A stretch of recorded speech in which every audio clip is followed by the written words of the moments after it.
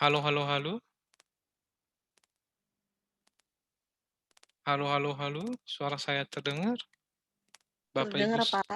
oke, Maluarte. Dengar. Terima kasih.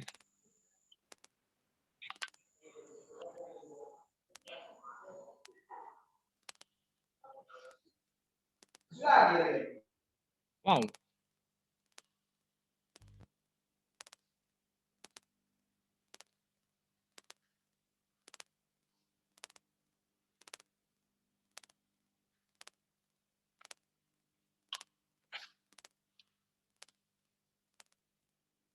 Oke, kita lanjutkan ya. Oke, Iya, referensi. Pak. Oke, ntar ya. Oke, referensinya.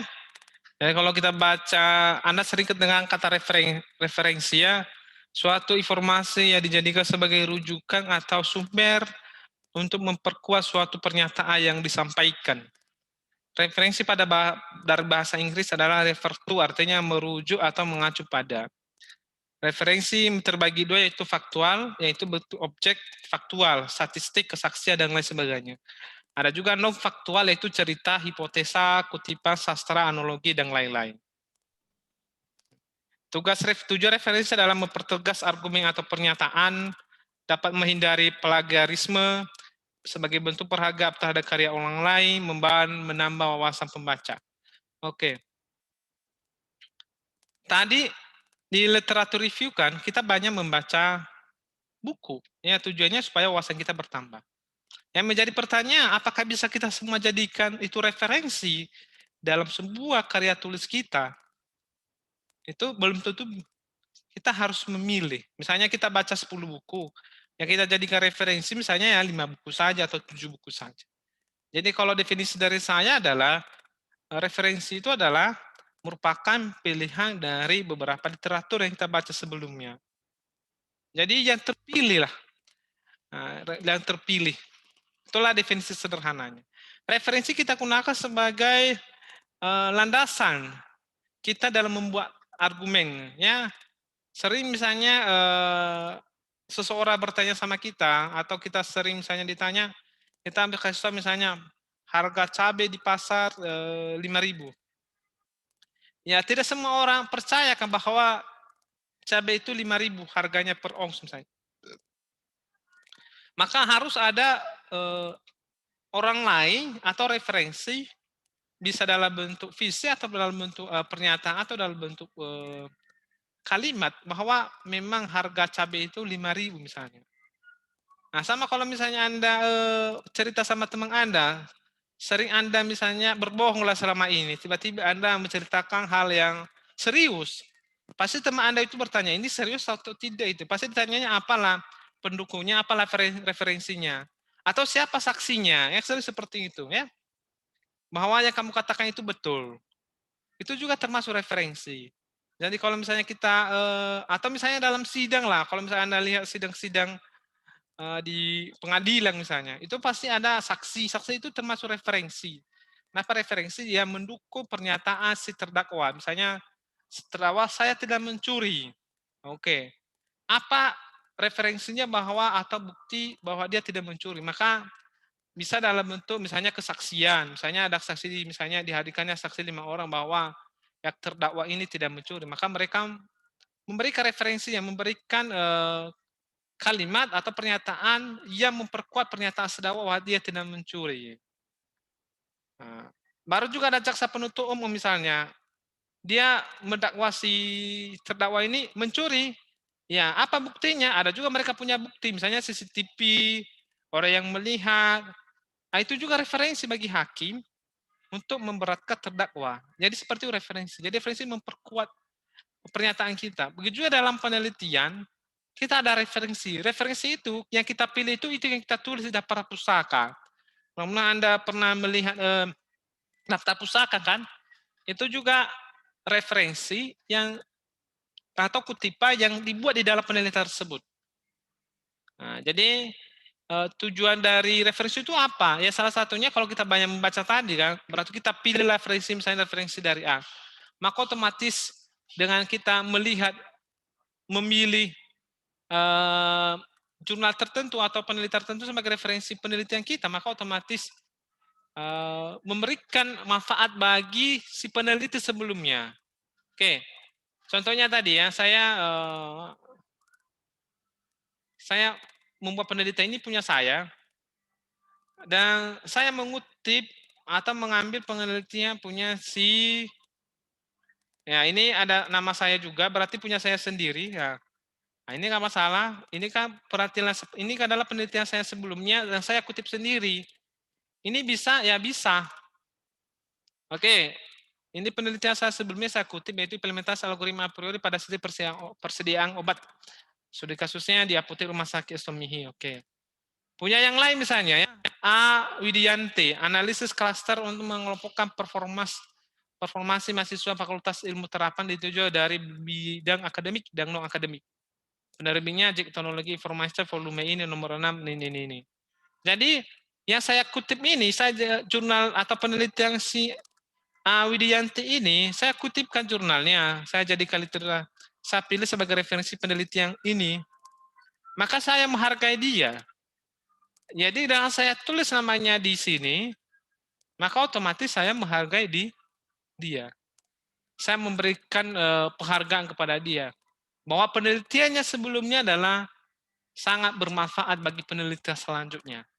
Begitu juga penelitian ini, kalau misalnya ini terbit tahun 2020, maka pada tahun 2021 bisa digunakan sebagai referensi pada penelitian yang lain atau penelitian berikutnya. Jadi itu sama, makanya penelitian ini sangat bermanfaat karena saling berkaitan. Jadi misalnya ada penelitian ini karena ada penelitian sebelumnya, jadi seperti itu urutannya. Dan begitu juga yang lain, nah begitu dengan kita memilih atau mereferensi karya orang lain dan kita tulis namanya di Prapusaka, maka otomatis kita menghargai dia, menghargai jeripayanya dalam melakukan penelitian sebelumnya. Oke, jadi itulah salah satu juga referensi. Yang lebih penting adalah menghindari plagiarisme. Plagiat itu adalah mengambil hak orang lain yang bukan punya kita. Misalnya ada judul penelitian sudah siap, tiba-tiba judul tersebut kita ambil dan kita mengaku bahwa itu punya kita atau hak kita.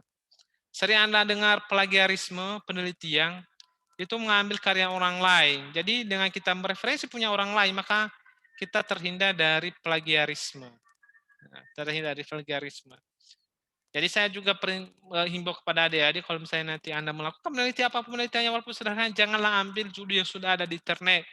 Dan jangan copy paste. Jadi istilah literatur review dan referensi ini bukan berarti misalnya kita ambil dari jurnal A, kita ambillah satu paragraf, kita copy ke jurnal kita lah misalnya, atau ke penelitian kita.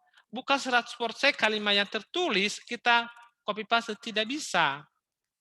Kita harus baca paragraf yang mau kita ambil, kita pahami, setelah itu kita tulis lagi dalam bentuk kalimat yang lain. Bisa juga kita tambahkan, bisa juga kita kurangi. Jadi bukan referensi itu adalah mengambil 100% punya orang lain, copy paste punya kita, itu aslinya plagiarisme. Ya, plagiarisme. Jadi sama dengan Anda misalnya, lah jawaban si Prinjaluhu, misalnya ada tugas di copy paste 100% oleh si Refti, berarti si Refti plagiarisme, itu nggak boleh. Dan hari ini Anda sudah keluar KRS Anda ya, mudah-mudahan Anda sudah melihat nilainya ya. Dan ada mahasiswa yang komplain sama saya, Pak, kenapa lah nilai saya C, Pak? Sedangkan kawan saya B. Loh, kutanya, kenapa B kawanmu itu? Dibilang sama aku, jawabannya Pak, dikopinya dari saya. Kenapa nggak saya B, dia C? Kujawab, mana saya tahu lah mana yang dikopi paste, mana yang tidak. Mungkin tulisannya bagus, saya bisa baca, makanya nilainya ya saya coret, saya buat bagus. Karena mungkin pada saat dia tulisannya bagus. Jadi menurut saya hargai karena tulisannya bagus, lebih rapi. Kamu mungkin yang membuat, tapi tulisan mungkin berantakan. Dan saya nggak bisa menyelidiki mana yang copy paste, mana yang tidak. Makanya kamu salah. Kami membagi jawabanmu dari yang lain. Berarti Anda sudah menjalankan praktek plagiarisme. Itulah jawaban saya kenapa nilainya C. Dan sekarang bisa saya rubah. Tapi Pak, teman saya B. Sedangkan dia copy paste dari saya. Dari mana saya tahu pada saat nilai bahwa kamu yang asli, dia yang palsu? Nah, iya, baru dibilangnya aku, Pak, kok serba salah jadinya ya. Ya, makanya saya bilang sama dia, janganlah berbagi jawaban ya. dalam hal tertentu, terutama dalam ujian, karena nanti Anda sakit hati kalau teman Anda yang copy paste itu adalah lebih tinggi nilainya daripada nilai Anda. Nah, jadi itu kan nggak bisa kita tahu ya. Ya, bisa aja ada faktor yang lain dengan tulisannya bagus ya bisa nilainya lebih tinggi, teratur, dan lebih rapi penulisannya. Ya, jadi makanya saya bilang hindarilah kegiatan plagiarisme. Itu juga kegiatan plagiarisme, copy paste punya orang lain. Oke. Agar lebih mudah dalam penulisan referensi, maka gunakan aplikasi Mendeley. Ya mungkin kita hari ini belum pernah nggak pernah belajar Mendeley, nanti pada pertemuan berikutnya saya ajari cara menggunakan Mendeley. Jadi itulah kurang lebih yang bisa saya sampaikan pada hari ini. Mudah-mudahan dipahami apa topik kita pada hari ini. Topik kita pada hari ini adalah literatur review dan referensi. Literatur review adalah kegiatan tinjauan pustaka, membaca buku, membaca jurnal untuk penelitian kita. Sedangkan referensi adalah pilihan jurnal atau buku yang kita gunakan dalam penelitian kita atau sebagai sumber rujukan. Oke, silakan kalau misalnya ada yang mau ditanyakan, silakan disampaikan biar kita jawab secara bersama-sama. Ya. Mungkin, Baik Pak, saya ingin bertanya Pak. Ya. Apakah kita bisa menyimpulkan referensi itu dari gambar, gitu Pak? Oke. Apakah bisa menyimpulkan referensi? Bisa. Sering itu misalnya ada gambar, kita misalnya di belakang saya ini ada gambar kan, terlihat kan? Nah, terlihat bagi Anda. Itu bisa juga Anda simpulkan apa yang terjadi di gambar ini. Misalnya kalau dilihat dari kegiatannya dia lagi menenung ya. Dia ketawa berarti dia dalam keadaan sukacita. Baru di sampingnya dia bersama anak-anaknya dan suaminya. Jadi bisa. Jadi bisa juga. Jadi segala sesuatu itu bisa dijadikan referensi atau kesimpulan. Misalnya kita baca sebuah gambar, kita bisa membaca maknanya dan kita ambil kita buat rakumannya atau kita ambil kita analisis, itu juga merupakan sebuah referensi atau literatur review. Oke, ada lagi yang lain, silakan.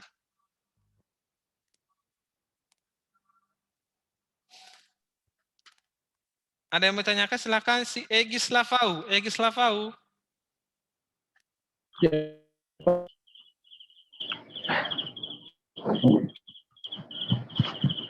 Di sini kurang jaringan, Pak. Oh, kurang jaringannya, Pak. Oke, bisa dimatikan kameranya. Oke, Joshua ada Maaf ya, bertanyakan. Pak. Oke, sama-sama. Joshua ada bertanyakan, Joshua. Reses. Oke, silakan. Misalnya dalam pembuatan karya ilmiah kan, Pak. Itu kan papernya ada terbagi dua, technical paper sama survei paper. Jadi apabila seseorang membuat karya ilmiah, technical paper itu kan yang baru kita kenal, dan kita survei paper itu berarti kita buat sendiri. Apabila keduanya kita gabung gimana itu Pak jadinya Pak? Oh, gabungkan bisa, nggak masalah. Kalau sebagai rujukan, sebagai referensi literatur bisa, nggak masalah. Digabungkan bisa. Bisa nggak masalah. Jadi nggak ada masalah kalau misalnya digabung. Tapi Pak itu kan plagiat juga Pak. Ada referensi orang yang kita masukkan ke dalam punya kita. Makanya saya bilang jadi jangan lupa parafrase. Parafrase ini adalah merubah kalimatnya tetapi maksudnya sama. Jadi kalau misalnya Anda melakukan penelitian misalnya kan, dengan topik yang sama, nggak apa-apa hampir sama topiknya, misalnya judulnya. Tetapi kalau isinya berbeda, nggak Anda copy paste dari punya orang lain, itu tetap juga tidak plagiarisme. Karena plagiarisme itu adalah keisinya. Jadi makanya saya sarankan, hindarilah plagiarisme dengan menghindari copy paste. Jadi hindarilah copy paste mulai dari sekarang, karena nanti jangan sampai terbiasa, karena nanti Anda mulai semester 5, 6, Anda mungkin berhubungan dengan penelitian, berhubungan dengan jurnal, apalagi di semester 8 Anda sangat berhubungan dengan penelitian atau skripsi. Skripsi kita di sini, sebelum Anda sidang, dicek plagiarisme skripsinya, toleransinya itu 30%. Kalau misalnya plagiarisme di atas 30%, maka Anda disuruh lagi memperbaiki skripsinya sampai benar-benar plagiarismenya itu adalah di bawah 30%. Itu sudah berlaku mulai tahun 2020. Jadi kalau tanya kakak Anda, kemarin yang sudah itu semua sudah cek plagiarisme mereka. Lolos baru sidang. Kalau nggak lolos ya disuruh revisi skripsinya walaupun sudah selesai dari pembimbing 1 dari pembimbing 2. Nggak peduli itu prodi, diceknya udah. Nah, begitu. Jadi hindarilah plagiarisme ya. Usahakanlah membaca, setelah membaca barulah buat sendiri atau karang sendiri. Itu lebih bagus. Kalau dibilang kita hanya ngarang sendiri nggak bisa juga. Kita harus banyak membaca. Itulah kita ada istilahnya literatur review atau tinjauan pustaka. Tujuan itu supaya kita banyak membaca. Makin banyak kita membaca, makin banyak konsep yang terbentuk di otak kita ini. Makin banyak pengetahuan kita, masih banyak kita tahu. Berarti otomatis yang kita tulis juga makin banyak. Dan juga makin terhindar kita dari plagiarisme. Tapi coba kalau Anda hanya baca satu buku, baca satu jurnal, ya udah pengetahuan Anda itu aja. Akhirnya disarankan pada literatur itu Anda harus banyak membaca. Salah satu caranya untuk menghindar kita dari plagiarisme. Oke, ada lagi yang ditanya, silakan.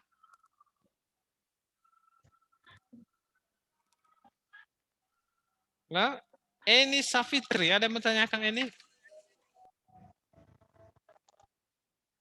Pak. Ada, oke. Septian Rizky? Nggak ada lagi yang Saya. bertanyakan? Oke. Khairatul Nisa? Ada yang ditanyakan?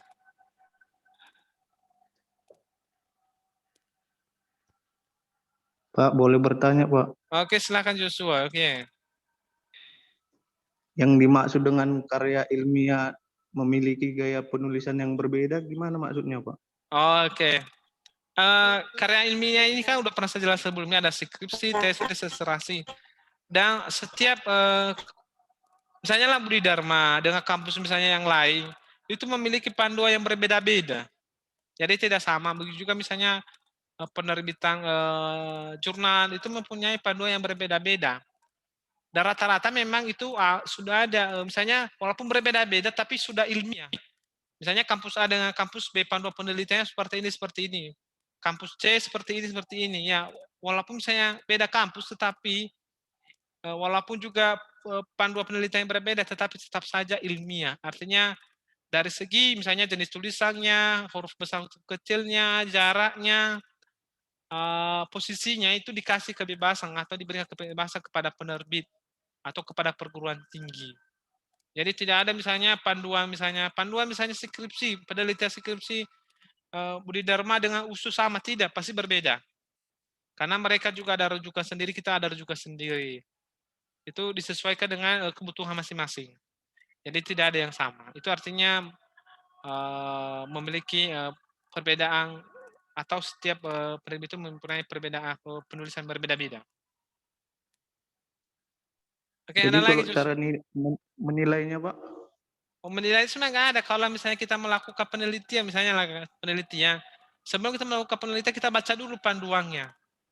Begitu juga kalau kita misalnya menerbitkan jurnal, misalnya di jurnal Media Informatika Budi Dharma, sebelum kita terbitkan, ya kita lihat dulu panduannya. Ada template, istilahnya template. Jadi template itu kita hanya mengikuti, kita tinggal mengisi. Itulah panduannya.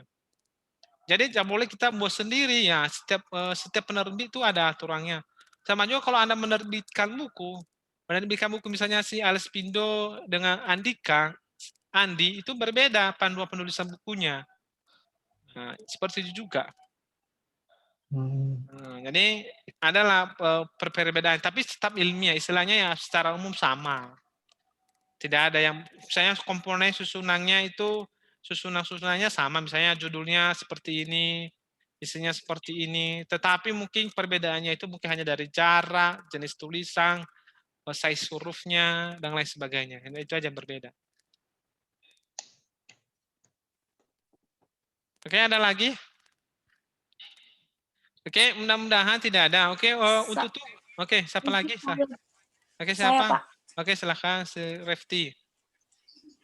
Nah, tadi kan Pak di dalam penulisan karya jurnal lah, itu Iya. kan ada tadi di triple E ya Pak ya? Iya. Itu wajib nggak Pak dimasukkan di dalam sebuah jurnal atau penelitian atau gimana Pak? Oke. Apakah dia wajib dimasukkan atau gimana? Oke. Oke, saya buka Office ya biar jelas. Oke, biar tambah juga ada pengetahuannya di Office ya. Jadi di Office kita ini sudah ada style referensi. Jadi kalau misalnya ini, mudah-mudahan Office-nya terlihat ya, terbaca.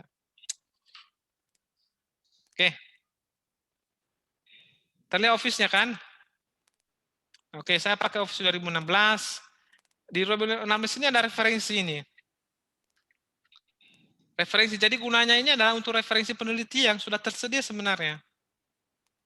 Ya tinggal kita mengisi aja ya, mengisi. Tapi tapi supaya lebih mudah kita dalam menggunakannya, kita menggabungkannya dengan mendelay. Di sini ada open mendelay. Kalau ada install mendelay di komputer Anda pakai Office 2010 ke atas, maka otomatis terintegrasi dengan aplikasi mendelay. Oke, jadi di dalam referensi ini ada style. Ini style. Nah, banyak style. Ada Chachigo, ada Ghost, Harvard, Alia, IEEE, ISO 690, ISO 690, MLA, SIS 02, Turabian. Nah, itulah style. Jadi style.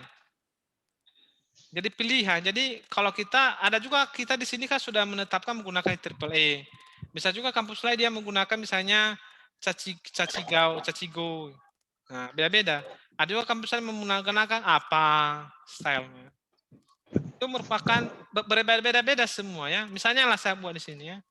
Biar Anda paham ya. Misalnya saya kutiplah ini dari sebuah jurnal ya. Baru setelah itu saya masukkanlah referensinya.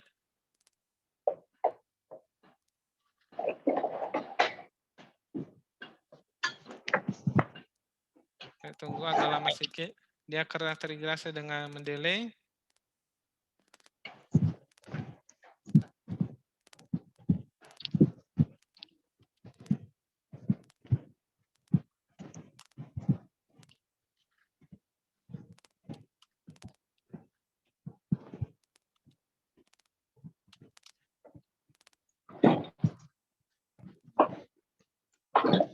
Oke, jadi misalnya lah saya ambil referensinya ini ya. Oke, saya ambil dari misalnya jurnal E4. Jadi inilah sumbernya, masukkan. Oke. Tunggu, oke. Oke, baru saya, ini contoh aja ya. Saya buat insert biografi, jadi inilah dia. Oke, ini style apa ini? Kita lihat stylenya ya. Oke, ini style American Psychological. Kalau IEEE ini dia, nah, berubah langsung kan? Kalau misalnya style Nature, bisa juga Natur. Nah, ini dia. Ini dulu kalau orang tua kita skripsi, inilah modelnya. Atau kita pilih model yang lain. American Medical, bisa juga. Atau Chachigo, ini bisa juga. Nah, ini Chachigo. Atau style-style yang lain, IEEE. Nah, ini IEEE kan. Ini rata-rata IEEE yang terkenal. Begitu. Jadi itulah mudahnya menggunakan mendelay ya. Dan di Office juga ada referensi ya. Fungsinya untuk pembuatan referensi penelitian. Oke, ada lagi? Paham Kang apa? Siapa tadi si Refti? Nanti dilihat di Office-nya ada itu mendelay ya. Ada itu apa? Referensi. Oke, ada lagi yang lain? Oke, Pak, jadi peletakan triple itu selalu di akhir ya, Pak? Oh ya, memang kalau kutipan kan memang selalu di akhir, tapi dia misalnya dalam bentuk angka dia. Kalau Chachigo tadi kan dia nama baru tahun, beda-beda. Gitu. Tidak harus memang sih referensi, semua referensi kan nggak pernah di awal, selalu di akhir. Begitu. Oke, ada lagi Jadi yang kita lain. pengopiannya selalu beberapa paragraf itu, Pak? Oh, nantilah. Sebenarnya kalau referensi itu nggak boleh di copy. Ya itulah tadi aku bilang, jangan copy paste. Di parafrase. Kalau misalnya kita ambil karya orang lain, penelitiannya kita ambil satu paragraf, jangan di copy, kita baca dulu, kita pahami, baru kita ulung lagi, kita ketik ulang lagi. Jadi paragrafnya ya terserah. Sebenarnya kalau misalnya kita buat penelitian yang baru, ya nggak boleh kita ambil Kalau misalnya kita semua ambil dari paragraf dari penelitian orang lain, berarti kita plagiarisme dong. Ya paling satu paragraf, 2 paragraf, ya begitu. Tidak boleh semuanya juga. Setengah pun nggak boleh. Ya paling satu paragraf, 2 paragraf. Oke, ada lagi yang lain? Oke, nanti ini tugasnya nanti mungkin nanti malam atau besok saya kirim. Tapi saya ingatkan tugasnya nanti karena kita berhubungan dengan literatur review pada hari ini, maka tugasnya itu adalah Anda saya suruh baca jurnal atau prosedur yang sudah ada di internet. Anda download sendiri, silakan. Tapi jurnalnya itu harus berkaitan dengan komputer. Setelah itu jurnal itu nanti Anda baca dari awal sampai akhir, baru Anda buat rangkumannya, Anda buat analisisnya, Anda buat sisi kritisnya. Sisi kritisnya adalah apa yang menjadi kelemahan, apa yang menjadi kelebihan dari jurnal tersebut. Jadi saya nggak perlu banyak-banyak jurnal ya, untuk pemulainya aja satu jurnal aja dulu ya, atau satu proceeding. Anda baca dari awal sampai akhir, baru Anda buat kesimpulannya di akhir. Jadi satu jurnal, satu orang, nggak boleh sama. Misalnya Refti dengan Rizky harus berbeda lah jurnal yang di review, nggak boleh sama. Kalau misalnya sama, takutnya mereka copy paste lagi. Jadi oleh karena itu tugasnya belum saya kirim, nanti saya kirim di halaman tugas. Nanti Anda jawab juga melalui halaman tugas, karena langsung saya nilai. Nanti nilainya, setelah Anda kirim misalnya, nanti jawabannya langsung nilai di situ, nanti nilainya juga langsung terkirim ke email Anda. Dan nilai itu nanti kalau misalnya seharusnya Anda dapat nilai 10, seharusnya Anda dapat nilainya, ternyata saya tulis di Anda, ternyata pada akhir semester Anda dapat nilai, cek bisa Anda komplain. Jadi kalau sistem nilai saya ya seperti itu, mahasiswanya bisa melihat langsung di emailnya ya. Mudah-mudahan harus selain seperti itu, kalau saya seperti itu. Makanya mahasiswa yang komplain sama saya semester ini, saya suruh dia buka emailnya, lihat nilainya, kirim ke saya. Nah, jadi seperti itu sama saya. Makanya emailnya jangan ganti-ganti lah. Banyak mahasiswa, Pak, email saya ganti, Pak. Email saya di sini ganti, Pak. Aduh, pusing lah. Kok gitu ya. Mungkin hampir semua dosen menggunakan email untuk Google Classroom. Email itu jangan dirubah-rubah lah, sama dengan nomor HP ya. Jangan hari ini berubah, besok lagi berubah. Email itu adalah, itu identitas kita dan nggak boleh dirubah-rubah. 1 sampai mati. Sama dengan nomor HP, sama juga dengan istri sama atau suami ya, nggak boleh ganti-ganti. Jadi heran aku mahasiswa ini, semester 1 emailnya ini, semester 2 emailnya ini, semester 3 ini. Masih mending 1 semester, ini 1 bulan. Jadi bulan ini emailnya berubah, bulan besok berubah lagi emailnya, bulan lagi berusaha. Fungsi saya mengikutinya di Google Classroom, lalu di add-nya saya di Google Classroom. Ini pegawai yang baru lagi, namanya sama. Emailnya aja ganti-ganti. Saya tanya, kenapa emailmu ganti? Ya Pak, saya lupa passwordnya. Aduh, lupa password. Email kok lupa password? Jangan, makanya buat password email itu, tahu salah yang susah-susah. Jangan buat nama mantan, ya lupa lah Anda. Buatlah nama Anda, gabung dengan tanggal lahir, kan selesai. Ya, banyak gampang-gampang aja, mudah diingat. Jangan sampai nama mantan plus tanggal lahirnya. Ya, itu pasti Anda lupa lah. Jadi boleh gampang-gampang aja, biar emailnya nggak ganti-ganti ya. Jadi saya mau seperti itu, nanti biar nanti di kemudian hari tidak terjadi masalah-masalah seperti ini. Pak, emailku saya hamil, hilang. Karena memang perkuliahan kita ini dari dan email itu sangat berpengaruh. Kalau misalnya ada mahasiswa Pak, saya udah ikuti UAS sama UTS online loh Pak. Kan bisa saya tanya, mana ada buktinya? Kan bisa ada tunjukkan emailnya kan? Email kan mana bisa dibohongi. Kan di situ ada tanggal pengirimannya, tanggal berapa. Mungkin saya yang silap atau dosa Anda. Oh, berarti saya nggak nilai kalau misalnya tunjukkan buktinya. Tapi coba kalau Anda saya tanya, manalah bukti Anda ikuti UAS sama UAS? Pak, nggak ada. Kenapa nggak ada? Email saya hilang Pak. Saya nggak tahu lagi emailnya. Kenapa kamu nggak tahu? Lupa saya passwordnya Pak. Astaga. Jadi apa cemana lah ini? Apa yang perlu kita buktikan coba? Sama saya nggak ada bukti, sama Anda juga nggak ada. Jadi oleh karena itu saya mohon lah emailnya itu jangan ganti-ganti ya. Mulai dari sekarang sampai nanti kerja, sampai jadi orang tua, sampai jadi opo-opo, email Anda tetap satu. Oke? Oke, sekian pertemuan kita ya. Sampai jumpa pada pertemuan berikutnya. Selamat malam dan salam sehat. Sudah bisa di Malam, Pak. Malam, Pak. sama-sama. Jangan lupa Anda absensi pertemuan keempat ya. Iya, Pak. Oke. Iya, Pak.